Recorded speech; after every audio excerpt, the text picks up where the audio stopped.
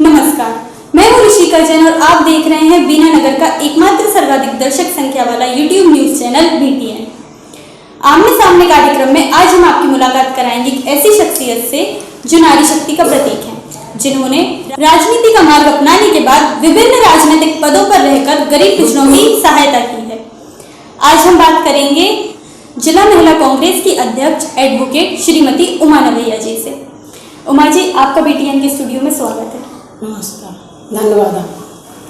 आमतौर पर देखा जाता है कि राजनीति में महिलाओं की बहुत अधिक बढ़ चढ़कर भागीदारी नहीं होती, किंतु आपका कांग्रेस की राजनीति में आना और सीधे सागर जिला अध्यक्ष जैसे पद को पाना, यह सब आपने कैसे किया?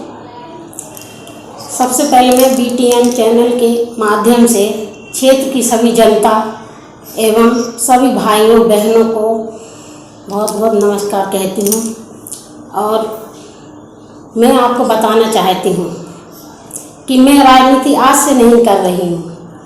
मेरी ये राजनीति जो है छात्र जीवन से ही जारी रही है। पहले मेरा मायका झांसी उत्तर प्रदेश में है। मैं वहाँ पर ब्लॉक कांग्रेस में झांसी सिपरी बाजार ब्लॉक से महामंत्री के पद पर रही। शादी के बाद मैंने यहाँ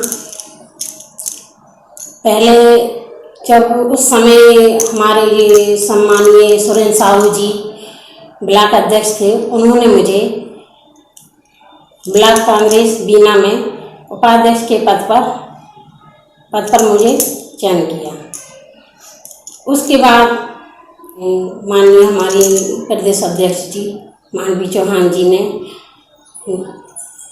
मेरा जो काम देखा कि हाँ इनका कार्य अच्छा है, तो उन्होंने मुझे जिला अध्यक्ष जैसे पद पर मुझे कार्यभार दिया और मैं उस कार्य को आज भी संभाल रही हूँ। ये मेरा दूसरा कार्यकाल है।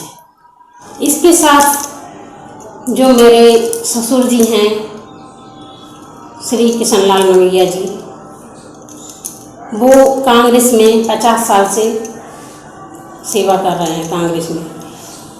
उनके कार्यों को देखते हुए मुझे आज ये सब कार्य करने का मौका मिला और उन्हीं के जरिए आज जो कुछ भी है मेरे पास उन्हीं की देन है। ऐसा लोग बोलते हैं कि आप जो कुछ भी करती हैं वे अपने पति के कहने में करती हैं, मतलब आपके पति का राज नहीं। क्या ये सच है? जी नहीं, ये सच नहीं है। क्या है कि मेरे पति जो हैं एक बहुत ही महत्वपूर्ण पद पर है।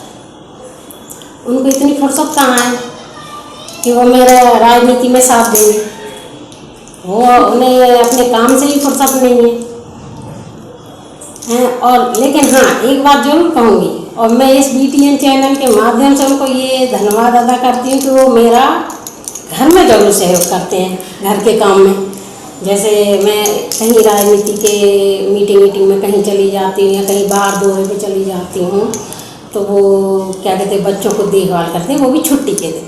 जिस दिन उनकी छुट्टी रहती है घर में रहते हैं, तो बाकायदा उनको बच्चों को खाना बनाएंगे, खिलाएंगे और मेरे को भी खाना बना के दे देते हैं। तो मैं खाना खा के चली और जब आती हूँ तो बना हुआ खाना मिलता है।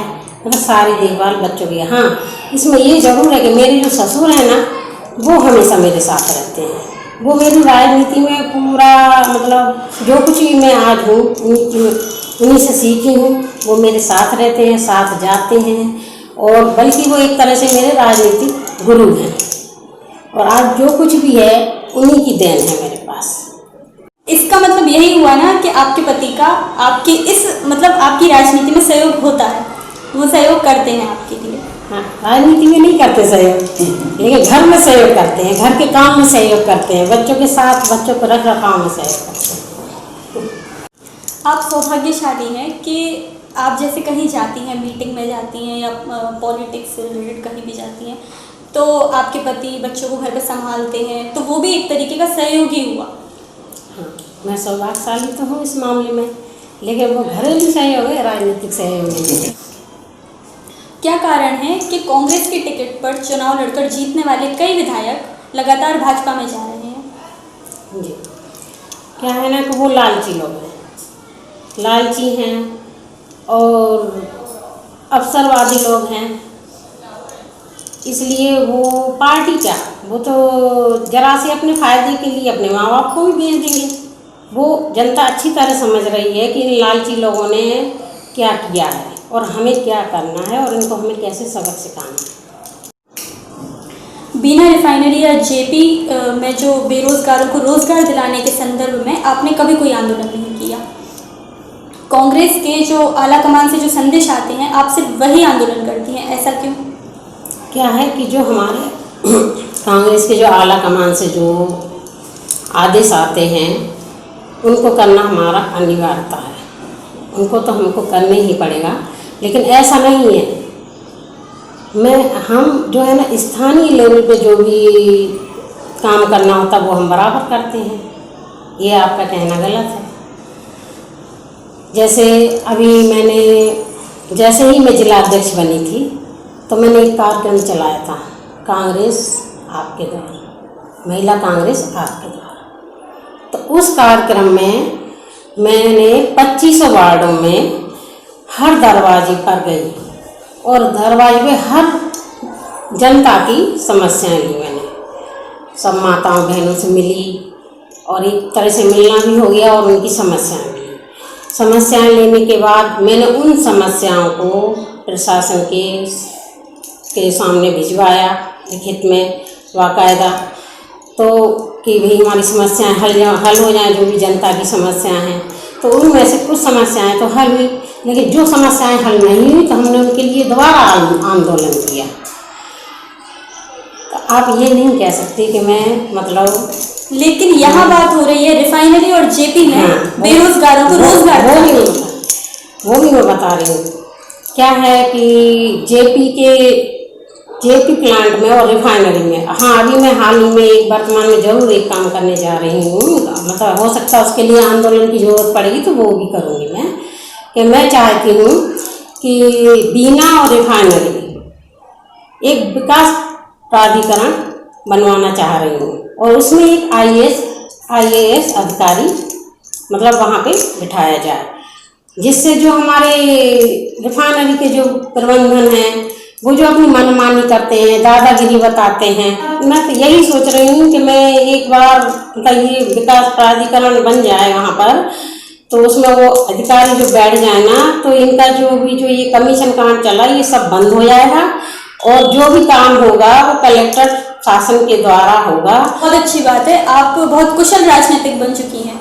लेकिन मैं आपसे पूछ क्या रही हूँ, मैं आपसे ये पूछ रही हूँ कि अभी तक आपने क्या किया जेपी और रिफाइनरी में बेरोजगारों को रोजगार दिलाने के लिए? क्या किया? आप जो करेंगी वो ठीक है, अच्छा करेंगी, लेकिन अभी तक आपने किया क्या है? जब हमारी सरकार थी तो हम ये यानी आपको इस बारे में ज़्यादा जानकारी नहीं है कि हमने बहुत कुछ किया है वहाँ के लिए, बराबर लिखा पढ़ी की है, बेरोजगारों के लिए बराबर आंदोलन तो मैं अब करूँगी ही, लेकिन हमने बराबर वहाँ लिख के दिया है कि बेरोजगारों को रोजगार दिए जाएं और हमने मुख्यमंत्री तक भी इस बारे में लिख के भेजा है।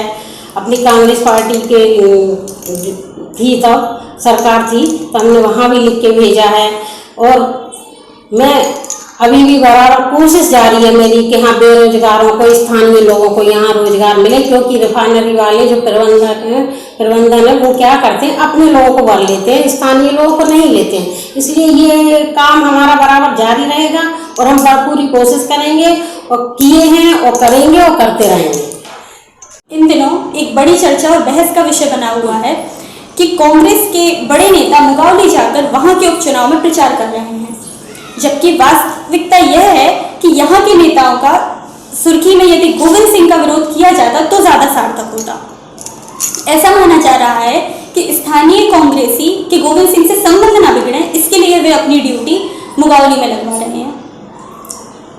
क्या है कि जो हमारे स्थानीय नेता जो कांग्रेस के हैं मुगावली में जो जा रहे हैं वो बहुत दूर तक का सोचते हैं, इसलिए वो जा रहे हैं। वो योग्य हैं, वो सही कर रहे हैं, जा रहे हैं, बहुत अच्छी बात है, वो काम कर रहे हैं, ये भी अच्छा है। लेकिन ये नहीं कि वो गोविंद राजपूत जी से डरते हैं इसलिए जा रहे हैं, ऐसा नहीं है। क्या है कि जो सुर्खी विधानसभा में अपना ये नरियावली है और बंडा है, रहेली है, देवरी है, ये जो सभी है ये सुर्खी विधानसभा से लगे हुए हैं, तो वहाँ कार्यकर्ताओं की कमी नहीं है। और मुगावली में जो सिंधिया जी थे वो उनका क्षेत्र है मुगावली सिंधिया जी का। सिंधिया जी बीजेपी में चले गए तो उनके साथ सारे कार्यकर्ता चले गए हैं, इसलिए सब वहाँ पे कार्यकर्ताओं की कमी है। इसलिए यहाँ के बीना के हमारे जो नेतागण हैं सब कार्यकर्ता हैं सब वहाँ काम करने जा रहे हैं। और उनके ये हमारी जो दोनों सीटें हैं कांग्रेस जीतेगी और जनता उनको मुंह तोड़ जवाब देगी। इसलिए ऐसा नहीं है कि वो उनके डर से वहाँ जा रहे हैं। वो हमारे जो कांग्रेसी हैं उन्होंने विपत्तियों में भी और वैसे भी बराबर अपने कांग्रेस पार्टी का काम किया नेताओं ने। वो इस चीज़ से नहीं डरते हैं, वो डराना जानते हैं लेकिन डरना नहीं जानते। यहाँ बात डर की नहीं हो रही है, यहाँ बात हो रही है संबंध की कि जो गोविंद सिंह जी है ना वो मतलब उनके कहीं ना कहीं संबंध हैं इनसे अच्छे कांग्रेसियों से, तो वो अपना मुगावली में ड्यूटी लगवा रहे हैं ताकि उनके संबंध ना बिगड़े। नहीं, ये गलत है।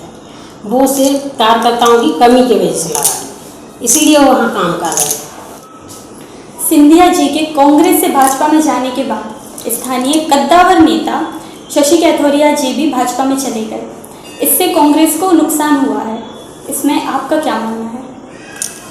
क्यों है ना, मैं पहले भी कह चुकी हूँ कांग्रेस पार्टी एक समुद्र है।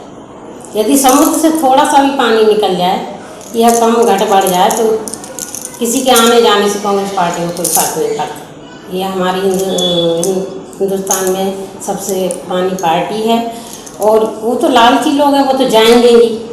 तो हमारे ऐसे सैकड़ों नेता हैं और जो चले गए हैं भाजपा में उनको क्या वहाँ सम्मान मिल रहा है? कोई सम्मान नहीं मिल रहा और ना कभी मिलेगा। आप देख रहे हैं कहीं भी पेपर में बैनर में कहीं भी उनका नाम है? कहीं नहीं है। हुमा जी, आप BTN के स्टूडियो में आई, आपने अपना कीमती वक्त हमें दिया, आपने हमारे सारे प्रश्नों के उत्तर दिए, इसके लिए हम आपके बहुत बहुत आभारी हैं। धन्यवाद आपको। और मैं भी BTN चैनल के माध्यम से मैं भी ये आपसे बोलना चाह रही हूँ कि आपने मुझे यहाँ बुलाया, मैं बहुत बहुत आभारी हूँ आपकी। और मुझे बहुत अच्छा लगा रिस्का जी कि आप मतलब इतनी सी एज में आप तो मेरी बेटी समान है, बहुत अच्छा आगे मतलब ऊंचाइयों तक जाएं। मेरी आपके लिए यही शुभकामनाएं, ढेर सारी शुभकामनाएं।